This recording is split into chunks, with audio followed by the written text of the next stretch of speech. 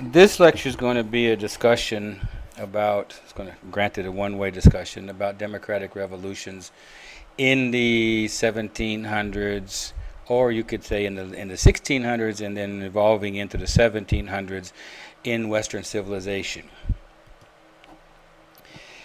Let's take a look at the closer look at the phrase, the Constituted Order. What does the Constituted Order mean, and what has it to do with a constitution? Let's talk about going to focus on the beliefs of Europe, especially in Western Europe. It was quite common in many countries in Europe for people to believe that their country, their community, had a constitution.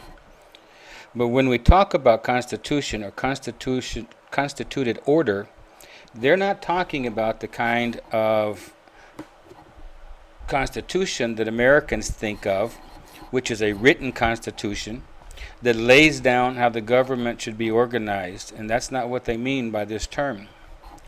When they talk about constituted order or the Constitution, these people in Western Europe and in Western civilization in those days were talking about the accumulation of privileges and liberties, of customary protections in which everyone in society had their place. And that's a secret to remember. Everybody has their place, and there's almost no social mobility upward. Maybe downward, but not upward. You are what you're born into, whichever class or whichever field of work, whichever skills, artisan skills. If your father's makes shoes for horses, that's probably what you will do. Merchants have their place, and they have particular privileges. Craftsmen, artisans, organized into guilds, and they have a place. The nobles have certain protections that maybe came from something the king said 100 years before. In all this complicated scheme of custom and tradition and everybody's place and liberties, that's what they meant by the Constituted Order. And that's the kind of status quo of European society in the mid-1700s. To understand this term, constituted order, there's another term that's worth understanding. It's called despotism, or its synonym might be tyranny. And to someone in the middle of the 1700s, you might have an absolute monarch, but that doesn't mean you lived in despotism or that you live with a tyrant. Despotism or tyranny meant that there's a ruler and an unprotected subject. Very important. The subjects are not protected from the rule of the king, in which the ruler just simply tells everybody what to do, and no one has any protections, which we could say it's also a synonym for what we call modern dictatorships, whether they're authoritarian or totalitarian. We still have dictators in this world who want to control the government 100% and dictate all the rules and regulations by which people will live. People in the 1700s in most European communities actually thought they had all kinds of inherited protections, and intermediaries claimed these protections. Who were the intermediaries? Who were the intermediaries? Well, every little town might have a town council. The colony of Massachusetts has a colonial assembly. The people of England have a parliament, supposedly elected, but actually controlled at that time by the aristocracy. They could be what the French call a parliament, which could be a group of people, priests, nobles, that get together. There's a parliament in France, a parliament of Paris. There could be a parliament in this province, in that province. So you go all over Europe and you find all kinds of intermediary groups that have government roles, governance roles. They have roles in administering how the king wants things done. And they do so on behalf of the king, but they also represent local privileges, local liberties, customs and traditions that made up the Constituted Order. Now, it's worth going through all this explanation about the Constituted Order, because if you don't understand what terms like constitution and despotism really meant to someone in 1770, it's worth taking some time to explain these terms. If you think of a democratic revolution as only common people rising up against the king, that's wrong. These revolutions won't make sense to you when you get into the details. So focus on the intermediaries. Who populates these intermediaries? Well, I've put up here the intermediaries can be the aristocracy. Who makes up these very powerful councils and parliaments and the courts that are on the intermediate level? They're made up of the nobles. And the nobles hang on to their power in any way and every way they possibly can. Increasingly in the 1700s, there's a group of people distinguished by birth as nobles who get to hold this particular kinds of positions. They pass them on to their children. The children pass them to their grandchildren. They have all kinds of special exemptions because the king gave them to them. And one of the biggest exemptions is whether or not they have to pay taxes. Taxes on their land, taxes on their castles. Somehow they have to pay things to the king to have and maintain their noble titles. Then there are the priests. And one of the rejections of the British of the Roman Catholic Church was the corruption of the Roman Catholic Church. Oh, and Henry VIII couldn't get his divorce from Catherine of Aragon too. The priests are very wealthy people. People are envious of wealthy people because one of the ways in which the monarch raises money is that he sells offices. The Pope sells offices. The King sells offices. What I mean by offices for the church is you got a 16-year-old son and you want him to be a cardinal, so if you got enough money, you buy a cardinal shoes and coat, and he calls himself cardinal. And that's the way it was. Cardinals, bishops, whatever. And a few wealthy people can buy one of the offices and they can pass it on down to their children. And if they're lucky, their grandchildren. This is a sense of an exclusive club of birth, wealth, and privilege. Creates a ruling class which we will call aristocracy.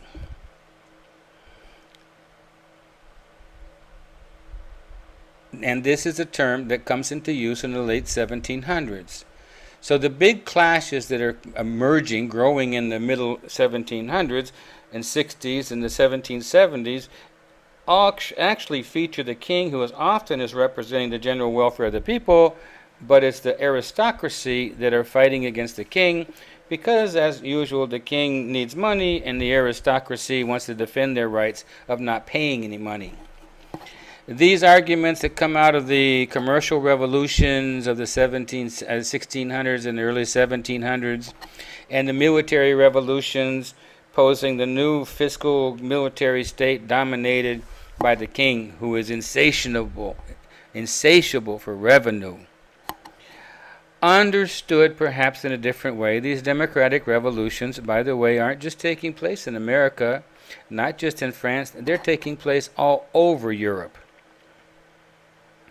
Between 1760 and 1800, there's an explosion of feeling of this kind of equality, a comfort with the older forms, a discomfort with the older forms of social stratification and formal rank. In other words, a revolution against the aristocracy. It was against the possession of government. The aristocracy owns the government. And public power by any established, and there's the key words to this whole thing, privileged, closed, or self-recruiting group of men. In other words, they have special privileges. Nobody gets into that privileged group. And they recruit from amongst themselves for jobs, exclusive by wealth and birth.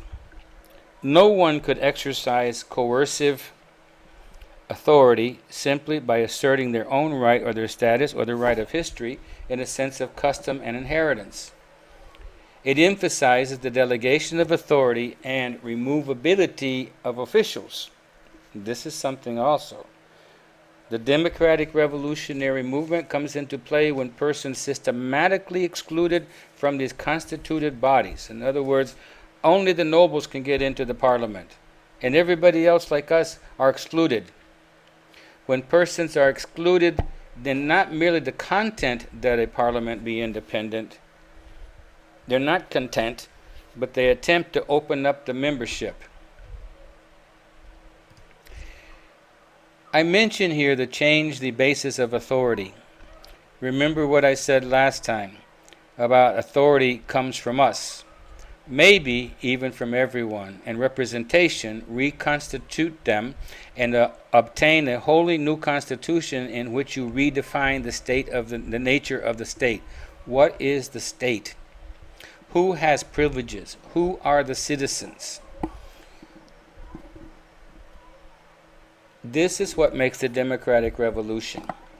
So what is the democratic revolution focusing on? It's focusing on privileges and defense of the privileges.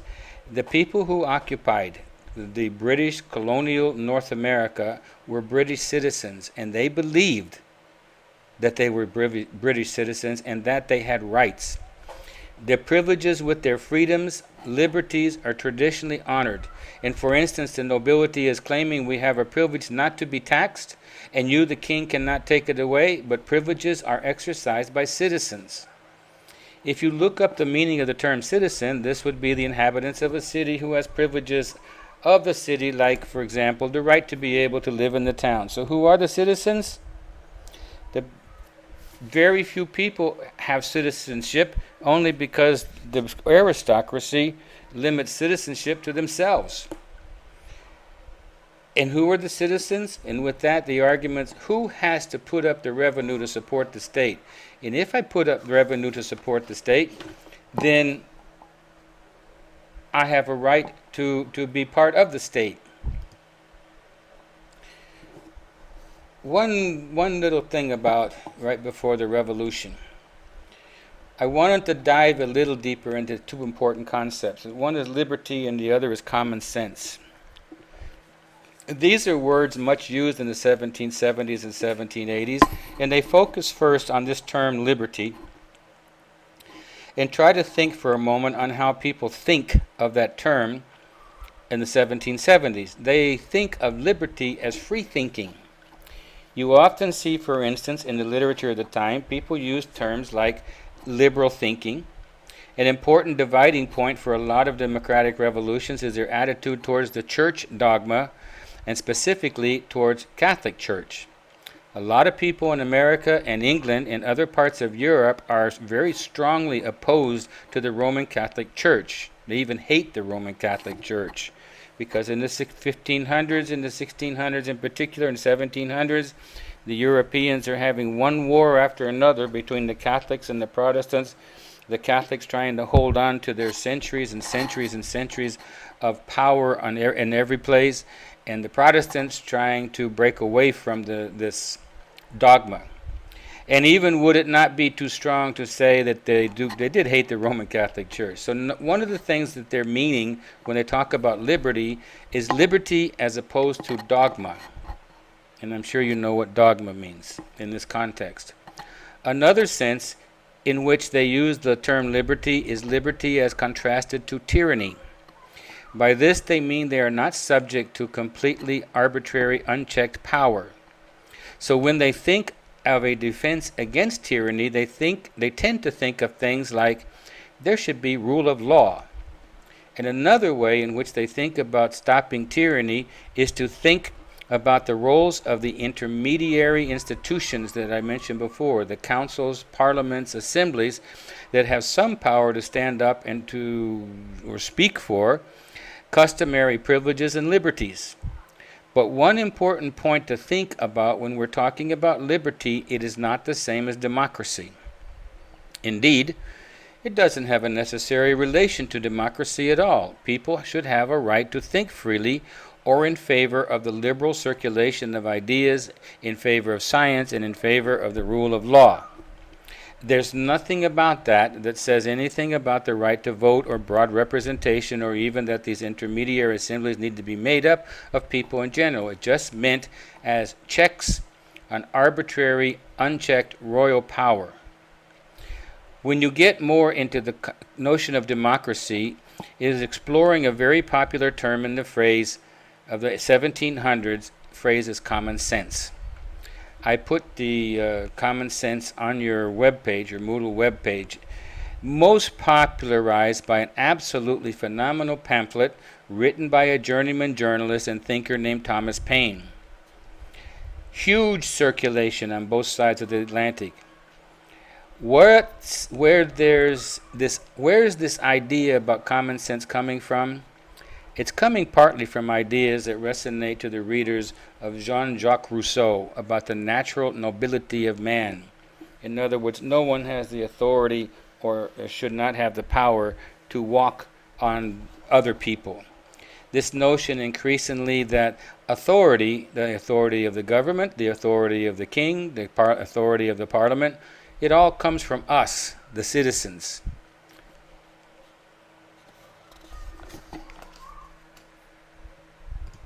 Now I'm going to, wait a second, let me get my notes straightened out here. Okay, let's talk about the American Revolution. What's happening in British North America?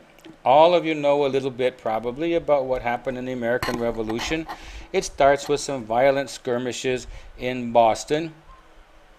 I can't use my pointer on this, but I'm sure that if you got your textbook, you can get a map out. As you can stop this right now and then find a good map. Anyway, as we talked about earlier, let's go past what happened and very quickly to the why. Well, what's happening is the Americans are very unhappy. Remember, on this map of British North America after the 7 Years' War, this map will show you something very quick. The British control all, I'm colorblind, so a pinkish area from the St. Lawrence, looks like the St. Lawrence River, and if you look in the upper right, you see Nova Scotia, and down to Massachusetts and New Hampshire, and then Massachusetts, and to the left is New York, Rhode Island, Connecticut, Pennsylvania, New Jersey, Delaware, Maryland, Virginia, North Carolina, South Carolina, and Georgia. In 1763, the British defeat the French in the French and Indian War. It's called the 7 Years' War. It's mostly fought on the continent, the European continent. But if you look at this map, you will see that the British, they hold their territory and they border on the Atlantic. And what's really invaluable to me is it shows you how thinly populated these places are. And this is a pretty good expression of where people are living along the coast, and they're all looking outward. You see, they feel much about their part of the Atlantic world. They're facing the Atlantic Ocean, and that's where they're sending their goods, and that's where they're receiving their goods. So as they face the Atlantic world, they feel they're part of Greater Britain. They're concerned that they have rights of Englishmen. And in fact, about a third of the population of sort of Great Britain would be the population of British North America. Now, when you think about the rights of the British, of the Englishmen, they're not thinking about the rights that are kind of set down in some sort of Bill of Rights. There's nothing like a formal document. They're thinking about liberties and privileges handed down by custom and tradition, especially the great arguments that have convulsed England during the Civil War of the 1600s and the Glorious Revolution, and they feel they have customary rights and traditions, mainly to have the king's power balanced by the power of the parliament. So the royal power just simply isn't unchecked. You don't feel like the London Parliament is taking care of your rights. That's what happens in North America. Instead, you look to the councils and assemblies that you have in each particular colony, and you look to them as the people who are supposed to be consulted by the royal representative and balance the untrammeled exertion of royal power. So when the king starts making taxes, and more taxes, to build up the revenue of his fiscal military state, the colonists aren't objecting because the taxes are too high, because they weren't. They were objecting to the fact that where is the authority that's taxing them? Who are the citizens here, it seems like? The king can just levy taxes, and he just bypasses the colonial assemblies as if they were no importance whatsoever. Who are their intermediaries for the North Americans? They don't have any. So all through the 1760s, they're arguing about this, and the king imposes some taxes, he repeals some taxes, and he imposes some more taxes. And what happens? It explodes. The Englishmen the North American colonists consider that the British are tyrants. The king is a tyrant. And what happens is they're all falling back onto something called common cause. So if I look at the next one, in 1770, here you can see. In 1770, you look at here, in March of 1770, there's a Boston Massacre. Some men of Boston dressed up like Indians, the Boston Tea Party, dressed up like Indians and threw the tea in the ocean. And they felt they had no voice at all, and they were objecting to the British monopoly of trade, which we went through the mercantilist system. And that they felt that there was no check on royal power. And if you look at the list above it, from 1763, the king forbids them to go westward. And then 65 was the Sugar Act, and 65 was the Stamp Act and Quartering Act, and then the Stamp Act Congress. In 66, the Parliament repeals the Stamp Act, but they still say they have a right to tax the colonies. No representation, nothing. You are our subjects. In 67, the Townshend Act. In 68, British troops finally are stationed in Boston. And in 1770, the Boston Massacre. The Boston Massacre, what they call, was a group of rowdy young people out in front of the armory, guarded by a couple of young British soldiers in the winter. And they started taunting the young British soldier and throwing snowballs at him, and maybe some ice balls too. Or when I was a kid, you'd even put a rock inside the snowball. And they hit the soldiers, and more soldiers came out, and somebody accidentally fired a gun, and 5 people died. The soldiers were put on trial. They were defended by John Adams and got off because they were incited. It was an incited riot. But it was a massacre, in the words of the colonists. Understand, their colonial assemblies were not what we would call democratic. They were the nobility, the notable white men of the colony. Their notion is that these intermediaries represent the good and great of their local colony, who are supposed to look out for their rights and privileges of propertied men. And of course, these propertied men claim to speak on behalf of the people. But increasingly, they're infected by these ideas. The sources of authority come from us. The king rules over us through some sort of social contract, and the social contract is from the language of Jean-Jacques Rousseau. You are giving the authorities authority. The remarkable thing is that when the revolution breaks out in 1775, it is the colonies have already formed a common cause. They know what they want. They know how to, and now they think that they can go do it. So they don't really want independence. They want the British to give them voice in their own governing. So they call this intermediate body in 1774 the Continental Congress.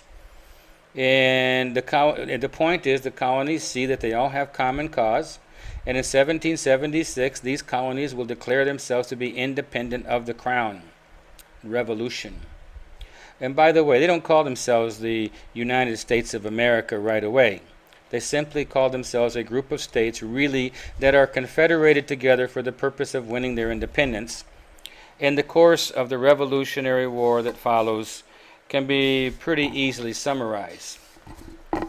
The British have a very big advantage. They have a navy. They can go up and down the coast anywhere they want because the rebels, the colonists, have no navy.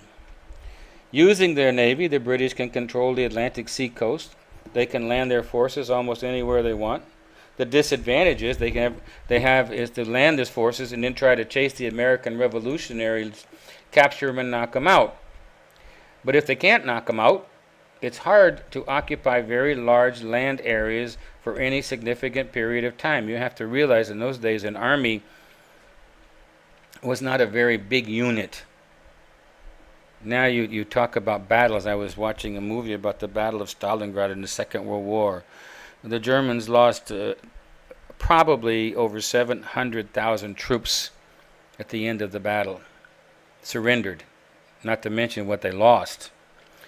But that kind of defines the course of the war. They couldn't occupy territory. They couldn't catch the whole army. So the aroused colonists besiege the British in Boston, and the British have to leave.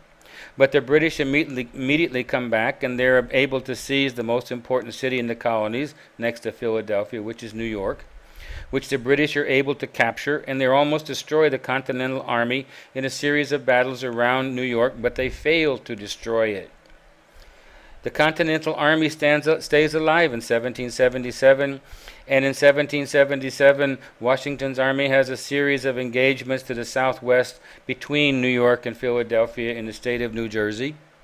And you can see where, I'm looking at the list here, the battles of Long Island, and then White Plains in New York, and then Trenton and Princeton in New Jersey. And finally, after some more battles in the south, if you go all the way down, you can see the British occupy at the bottom. You can see British occupy Savannah, Georgia, and then Charlestown, South Carolina, and battles. A really good thing. Go look at your YouTube and find the final battle of the movie The Patriot, and you will get a really good idea of what a battle in a big battle in the Revolutionary War looks like. Well, finally, the British are chasing the Americans, and Americans are fighting in guerrilla style most of the time. The army under General Lord Cornwallis, they retreat to a place called Yorktown. You can see it kind of in just below the middle where it says where the Patriots forced the British to surrender at Yorktown. So in October of 1781, the British forces surrender, some 5,700 troops. I think I wrote it. Yes, the British surrender 5,700 troops. No, that was at Saratoga. At Yorktown, there was like 6,000 troops at Yorktown. The British realized that they've been fighting this battle for 1776 to 6 years, and they can't beat these rebels. And the story, I took a whole course on just the revolution a year ago, and it's a wonderful story of how people can be so persistent and will not give up. The British take office and so on. So what makes America? Now these 13 colonies, the Continental Congress breaks down after. Now this is after. The Articles of Confederation are signed in 1781, and they are simply a confederation, but they realize between 1781 and 1787 that this document isn't going to make it. Remember, during the Revolution, this is 13 separate states who happen to have common cause. Kind of an alliance of states binding themselves together to overthrow British rule. And now that the war is over, they make up these Articles of Confederation, but they realize it's not strong enough. They live in a very dangerous world, and they cannot afford to have like the New England states together and the southern states together and the central states together. So they realize they need to have a written constitution that will hold all of the states together, and we'll do the Constitution in another lecture. But when you look at the top, you've got the book, it's in your book, the Constitution. We the people of the United States, in order to form a more perfect union, that's the purpose of the Constitution. And then it goes on to ensure liberty and all those kind of things. But it's this, we the people, we are the ones having authority and giving authority. Well, Madison, the guy who wrote the Constitution, he knew that they needed a compound republic, and we'll get into the difference between republic and democracy and federalism and anti-federalists in the next one. They needed 2 bodies of Congress, a Senate, and we'll talk more about that in the next one, and I'll make that the end of this one because I think I went too long. End the show.